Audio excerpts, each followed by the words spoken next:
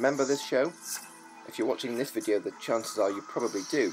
I suspect that you, like me, probably wanted to prove your mettle on the ancient battlefields without actually having to fight on one as well. That's why I've long since been a fan of Creative Assembly, the team that put together the software for Time Commanders. In my teens, I loved Settlers and Civ 2, but it was the Total War franchise that really took it to the next level. Shogun was the first game to combine the strategic overview of civilization with a more authentic battlefield approach, and instead of just having a bunch of sprites madly running around the place, butchering one another, you actually could organise and control your units and fight a genuine battle. Well, not a genuine battle, but as close as you're going to get. And that's what I think made Time Commanders so special. It gave you a chance to really indulge your fantasies, but also you had to think about it at the same time. You couldn't just throw men into battle, you had to actually have a plan. And that's what I liked about it. Now, I followed their games all the way up to Rome, which most closely resembled Time Commanders, but at that point I started to feel I should be doing something more productive with my life, and I ceased being a gamer. However, thanks to COVID-19, I now have a lot more time on my hands. So I've decided to relive my post-grad years and return to the cyber battlefield with Thrones of Britannia. Now, I'd hoped that they were going to redo the Vikings saga, because I am a fan of the Last Kingdom books, to some extent the TV show, and also Game of Thrones and Vikings as well. So I was hoping they were going to go back and do this. And when it came out, I decided to give it a whirl. It was a little different from how I remembered the previous series.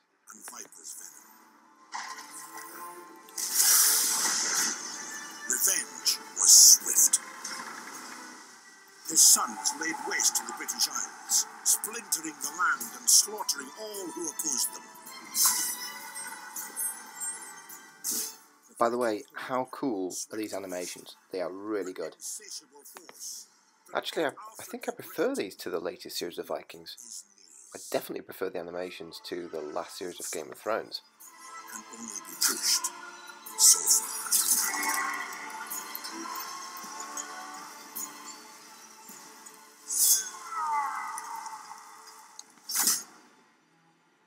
The year is now 878 AD.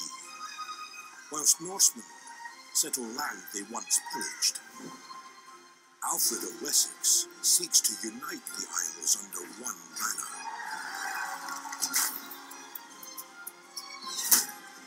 But here stand a new wave of the ambitious and hungry, ready to stake their claim to Britannia. Kings will rise. One will rule. I was going to edit that down, but that animation is just so good I had to leave it in. And by the way, if you like a bit of Viking animation, have a look at this.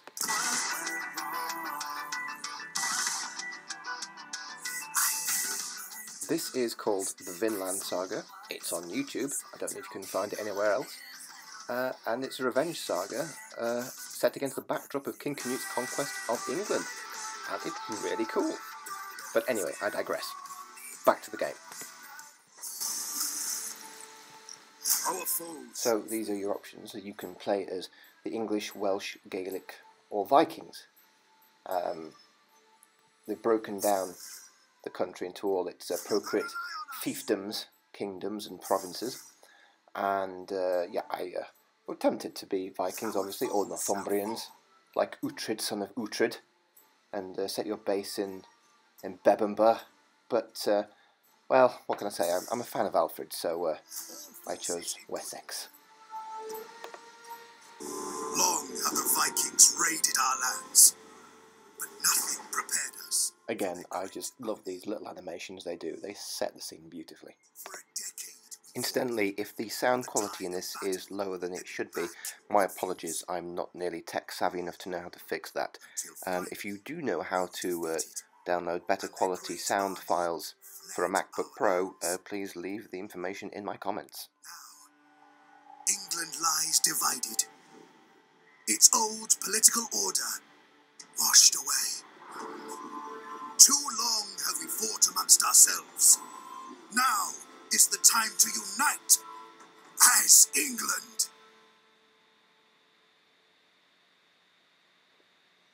England is divided, weakened from a decade of fighting.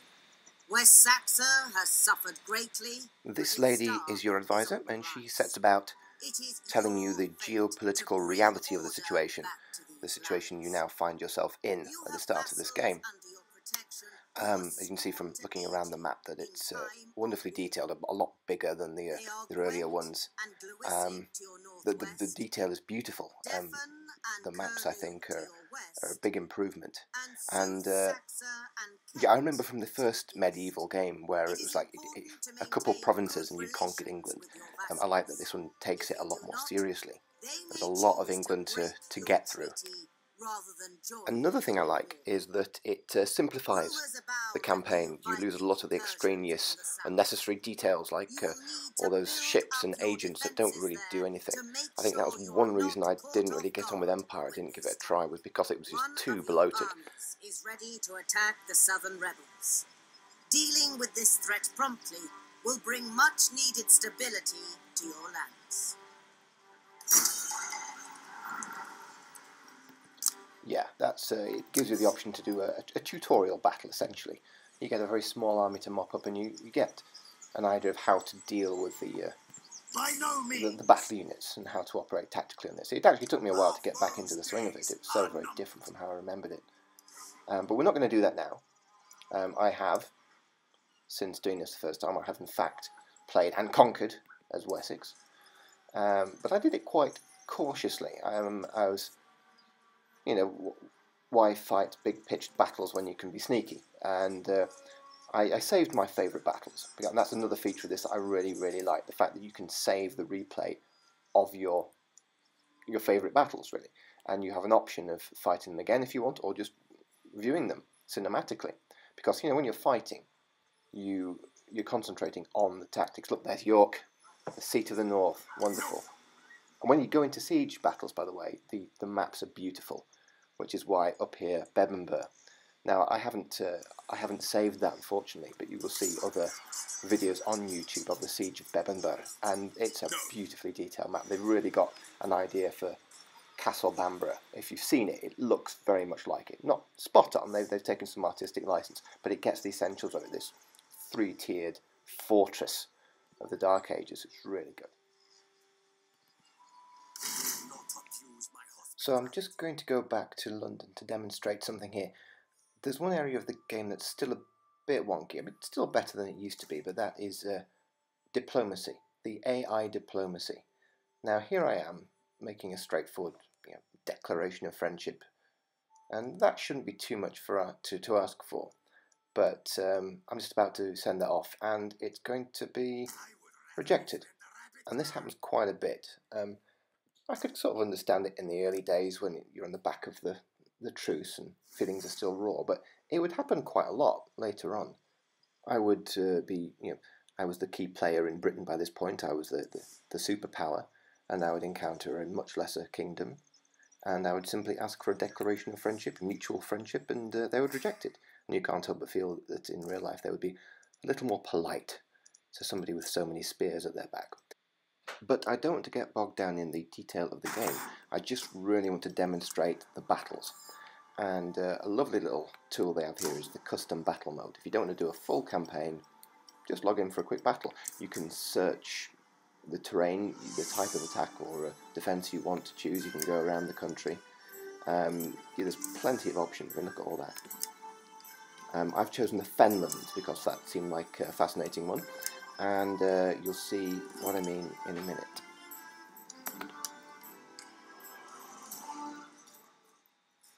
The game auto-selects armies for each side, so it's a bit more balanced. In the main game, in the strategic game, I'd be a bit more reluctant to gamble on facing a superior force, but because this challenge is about fighting the battle and using the topography, the terrain to defeat them as much as your own forces, that's the challenge. So let's have a look at the fenlands.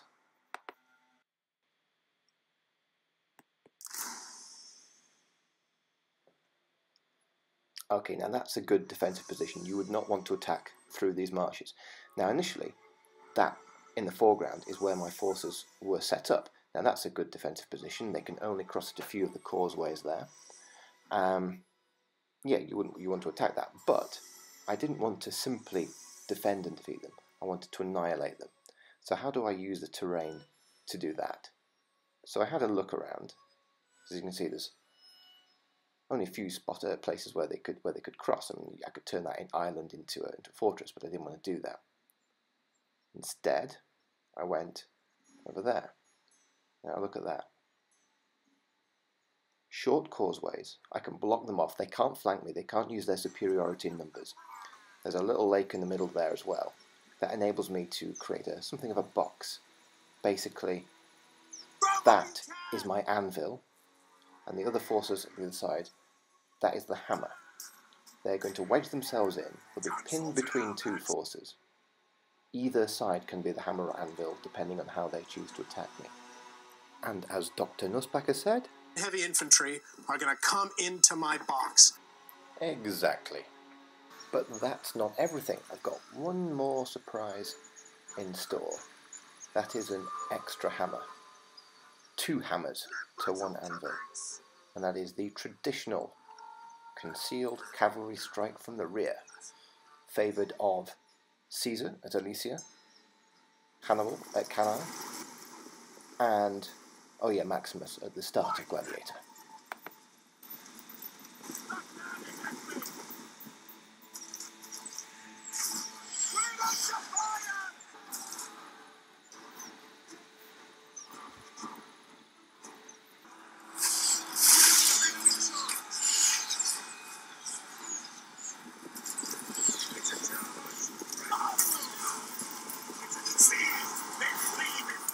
That's their skirmishers getting nailed by their archers and then trampled by their own infantry.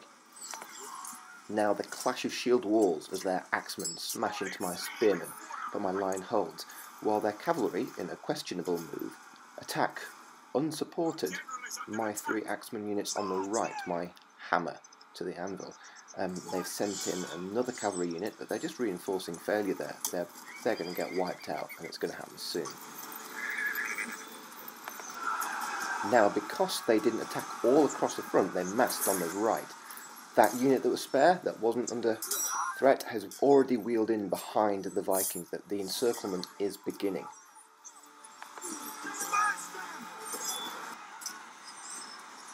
Meanwhile, on my right flank, their cavalry are gradually getting ground down. And look, here come my cavalry storming out of the woods, taking them by surprise.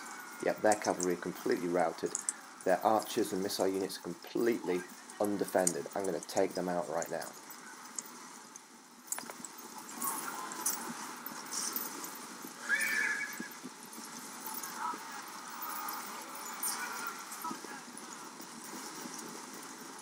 Now the hammer comes into play. The 3 axeman units to the right, having routed their cavalry, are closing off the trap behind them. They're going to come smashing into the Vikings' rear.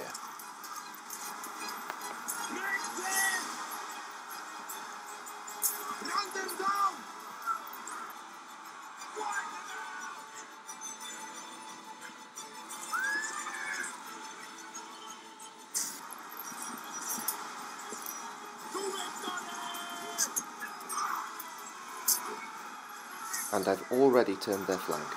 My men are surging forward. It's already looking very grim for the Vikings.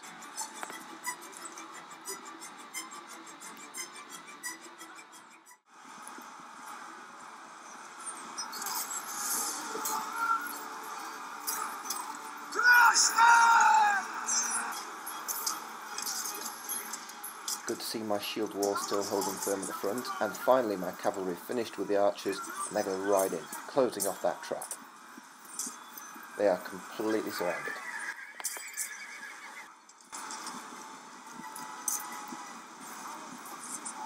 Large numbers of the Vikings now deciding that this is a really bad day at the office and that they'd rather go home early.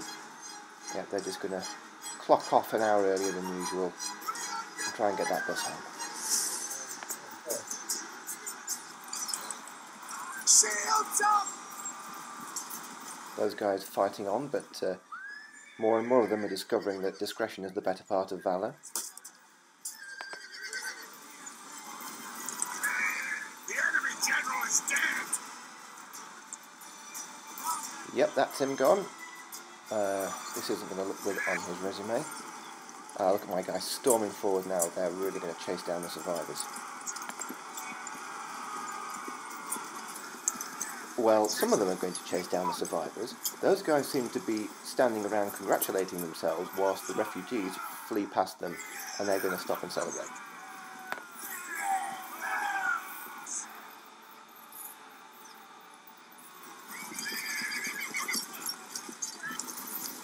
The survivors flee into the marshes now, pursued by my cavalry. Yeah, I think if I were them at this point, I'd be tempted to ditch the heavy things and hide in a swamp or a shrub until nightfall.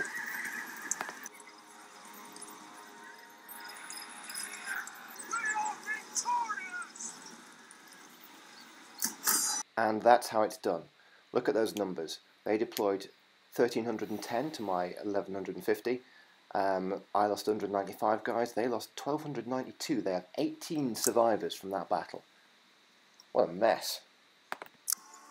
Well, that went really well for me, and I thoroughly enjoyed reliving my post-grad years. I think if I'd been selected for Time Commanders, I'd have done alright. But that's it. I guess I'd better go back to being productive again, and I hope you enjoyed it. I hope you play the game, and I wish you well in the wars to come. But here stand a new wave of the ambitious and hungry, ready to stake their claim to Britannia. Kings will rise.